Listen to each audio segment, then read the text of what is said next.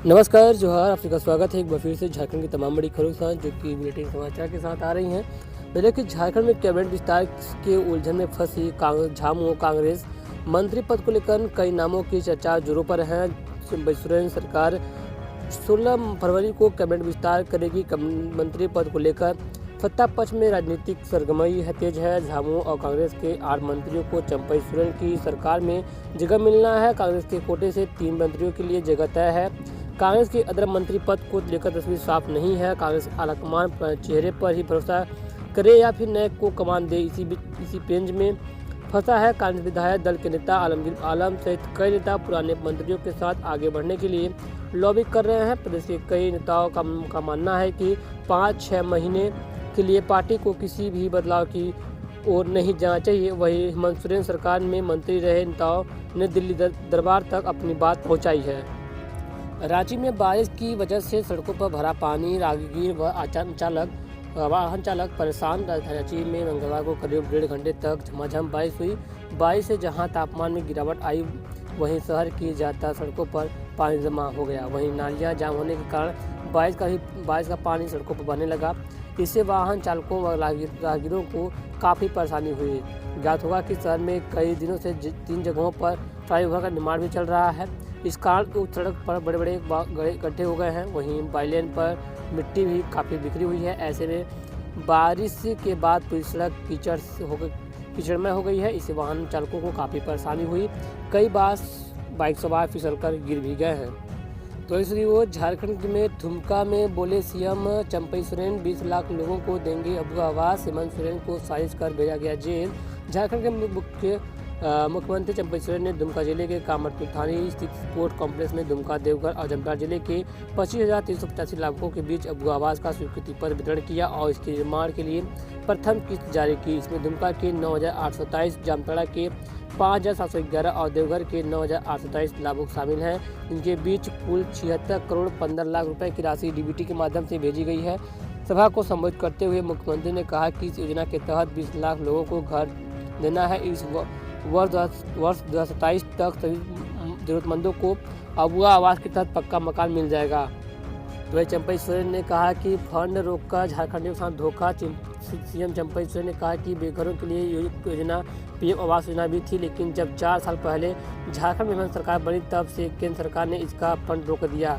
ऐसे में राज्य सरकार ने यह फैसला लिया है कि अब झारखंड सरकार राज्य के गरीबों को, जरूरतमंदों को सरकार 3 कमरे वाला अबू आवास देगी, जिसकी राशि पीएम आवास के 1,30,000 से ज़्यादा 2 लाख होगी। मुख्यमंत्री ने कहा कि केंद्र ने कहा था कि वह सभी जरूरतमंद को 2022 तक आवास देगी, लेकिन 4 साल में केदांश बंद कर झारखंडियों के साथ धोखा किया गया।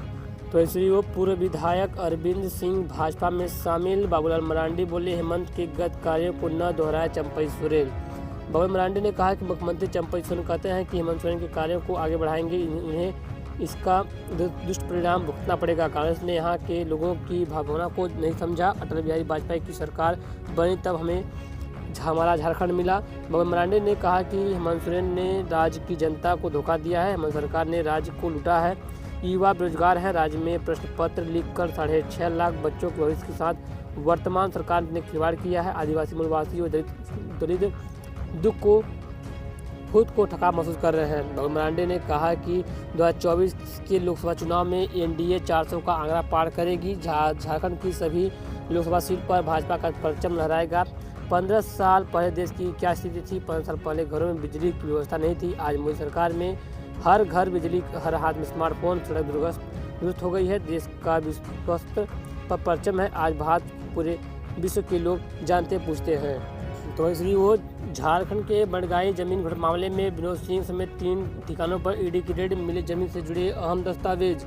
ईडी प्रवर्तन निदेशालय की टीम ने मंगलवार को बड़गाई की 8 एकड़ जमीन से जुड़े मामले में विनोद सिंह, रमेश गोप और हिलेरियस कश्यप के ठिकानों पर छापेमारी की है। ईडी ने विनोद सिंह के ठिकानों पर दूसरी बार छापा मारा है और यहाँ छापेमारी कर उसके मोबाइल से मिले ब्यौरे के आलोक में की गई छापेमारी के दौरान विनोद सिंह के ठिकाने से काफ़ी महत्वपूर्ण दस्तावेज मिले हैं। जमीन कारोबारी रमेश गोप के ठिकानों से जमीन की खरीदी बिक्री से संबंधित दस्तावेज मिले हैं। वो के ठिकानों से मिले दस्तावेज से जमीन की खरीद बिक्री के कुछ और मामलों में उजागर होने की संभावना जताई जा रही है।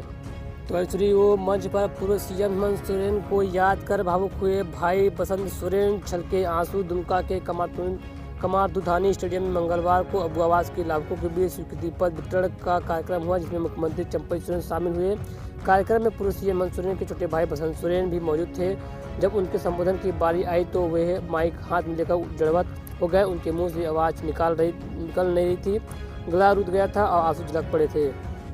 उन्होंने पहले तो लोगों को कहा कि बाद में बात करेंगे। इस बीच विधायक प्रदीप यादव ने उन्हें डांट बताया। वे थोड़ी देर रुके, पानी पी, फिर उन्होंने कहते हुए कहा कि यह मंच हेमंत सोरेन के बिना अधूरा है। उन्हें यहाँ के गरीबों के अबुआ आवाज़ की योजना मेरे भाई की ही लेकर आए हैं। मंच पर मौजूद पूर्व मुख्यमंत्री हेमंत सोरेन की भाभी सीता सोरेन भी उन्हें याद करते हुए कहा कि यहाँ सब कुछ बदला हुआ है। इस तरह के स्टेज पर हेमंत सोरेन नजर आते थे। दुखद है कि भारतीय जनता पार्टी के इरादे सब जब पूरे नहीं हुए तो साजिश के तहत यह खेल खेला गया। यह आवास योजना गुरुजी का सपना था, जिसे हेमंत सोरेन ने जमीन पर उतारने का काम किया है। तो इसलिए वो झारखंड में कोल इंडिया लिमिटेड चेयरमैन ने श्रमिक नेताओं से की हड़ताल हटाने की अपील। बोले हो सकती है यह परेशानी CBMS को छोड़ अन्य 4 केंद्रीय श्रमिक संगठनों द्वारा 16 फरवरी को कोयला उद्योग में काम बंद हड़ताल का आह्वान किया गया है। ऐसे में कोल इंडिया चेयरमैन PM प्रसाद ने मंगलवार को चारों यूनियन के प्रमुख नेताओं के साथ वर्चुअल मीटिंग कर उद्योग हित में हड़ताल टालने की अपील की। उन्होंने कहा कि उत्पादन के दृष्टिकोण से वर्तमान समय पीक का है। हड़ताल के लिए जो मांगें रखी गई हैं उस पर प्रबंधन चर्चा को तैयार है। वहीं यूनियन नेताओं ने कहा कि केंद्र सरकार के विरोध में 16 फरवरी को देशव्यापी काम बंद पर हड़ताल है। केंद्र सरकार कोल इंडिया को निजीकरण की ओर ले जा रही है। MDO रेवेन्यू शेयरिंग के जरिए इस ओर कदम बढ़ाया गया है, इसलिए कोयला उद्योग में भी हड़ताल होगी। वर्चुअल मीटिंग में HMSS से हरभजन सिंह सिद्धू, इटक से अनूप सिंह, सिटू से DD रामनंदन, एटक से रामेंद्र कुमार आदि लोग शामिल हुए। तो इसलिए वो झारखंड के इंजीनियरिंग व पॉलिटेक्निक कॉलेजों में शिक्षकों की नियुक्ति IACT की गाइडलाइन पर होगी।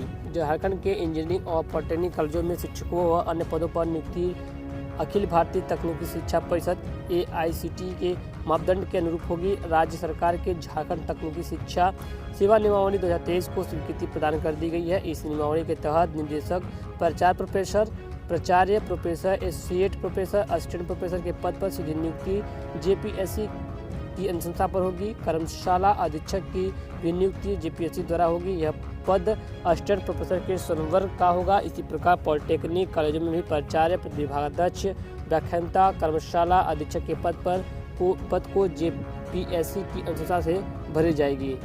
तो ऐश्वर्य वो विधायक भूषण तिर्की का ऐलान। गुमला में 15 फरवरी से शुरू होगा आंदोलन। झामो जिला कमेटी गुमला की बैठक सर्किट हाउस में गुमला में हुई है।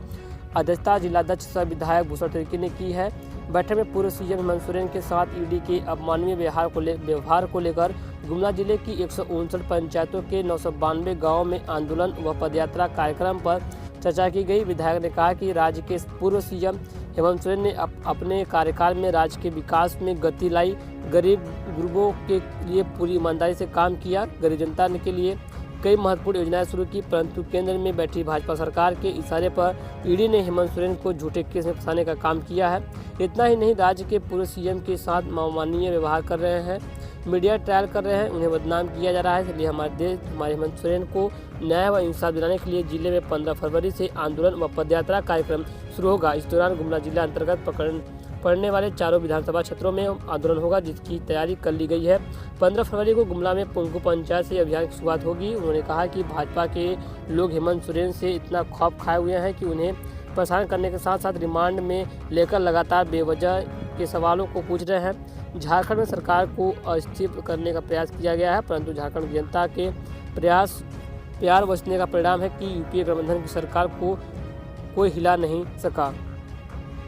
हजारीबाग में फुटपाथ दुकानदारों के लिए 2 स्थानों पर 2.4 करोड़ की लागत से बनेगा वेंडर मार्केट।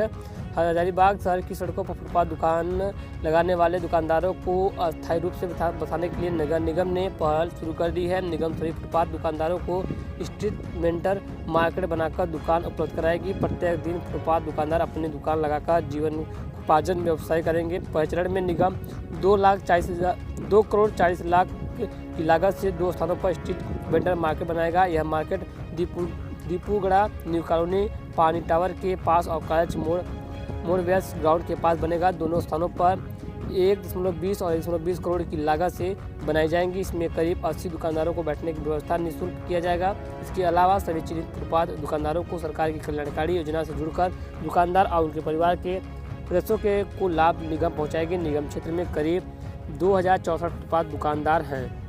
तो दूसरी ओर धनबाद में दिन भर रुक रुक कर हो रही है बारिश। कब मिल सकती है बारिश से छुटकारा? जिले के अलग अलग इलाकों में मंगलवार को दिन भर रुक रुक कर बारिश हो रही है। सुबह से देर रात तक आसमान में बादलों का आने का दौर जारी रहा। सुबह 7 बजे से बारिश दौर शुरू हुआ। शाम 4 बजे तक बीच बीच में हल्की बारिश होती रही। इसका तापमान में 4 डिग्री की गिरावट दर्ज की गई। अधिकतम तापमान सोमवार को 20 डिग्री रहा, वहीं मंगलवार को 22 डिग्री पर पहुंच गया।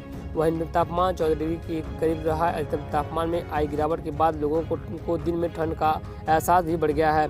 बता दें कि मौसम विभाग के विशेषज्ञ अभिषेक आनंद की माने तो पश्चिमी विक्षोभ के असर के कारण बादलों के आने का दौर जारी है। 15 तक मौसम का मिजाज ऐसा ही रह सकता है। 16 से मौसम साफ होगा। इसके बाद तापमान में थोड़ी गिरावट हो सकती है। आपको बता चले कि आज भी गर्जन के साथ बारिश के आसार जताए जा रहे हैं। पश्चिमी विक्षोभ का असर रहा और झारखंड के पश्चिमी विक्षोभ का असर दिखने लगा है। सोमवार की रात से ही कई जिलों में बारिश शुरू हो चुकी थी, लेकिन मंगलवार को ही बारिश लगातार रही। पलामू प्रखंड में इसका विशेष असर देखने को मिल रहा है। पिछले 24 घंटे में झारखंड में सबसे अधिक बारिश मांडर रांची में हुई है, जहां 40 मिमी बारिश हुई है। राजधानी में 12 मिमी बारिश हुई, जिसका असर 15 फरवरी तक रहने का अनुमान लगाया जा रहा है। बारिश के कारण राज्य के कई जिलों का तापमान गिर गया है, वहीं तापमान चढ़ गया है। बारिश का असर जनजीवन पर भी दिखा। खेतों में लगी सब्जियों की फसल को नुकसान होते नजर आ रहा है। इधर के मौसम केंद्र के पूर्वानुमान किया है कि पूरे राज्य में बुधवार को भी गर्जन के साथ बारिश होने की पूरी संभावना नजर आ रही है। इसको लेकर मौसम केंद्र ने येलो अलर्ट भी जारी किया है। 15 फरवरी को राजधानी रांची सहित कई जिलों में बारिश हो सकती है। 16 फरवरी को मौसम के साफ होने का अनुमान भी लगाया गया है। तो फिलहाल खबरों बस इतना ही। इसकी तमाम बड़ी खबरें जो कि बुलेटिन समाचार में आती है, तो पर पसंद खबरों को शेयर कीजिए, लाइक कीजिए, चैनल को सब्सक्राइब कीजिएगा। जय हिंद, वंदे मातरम।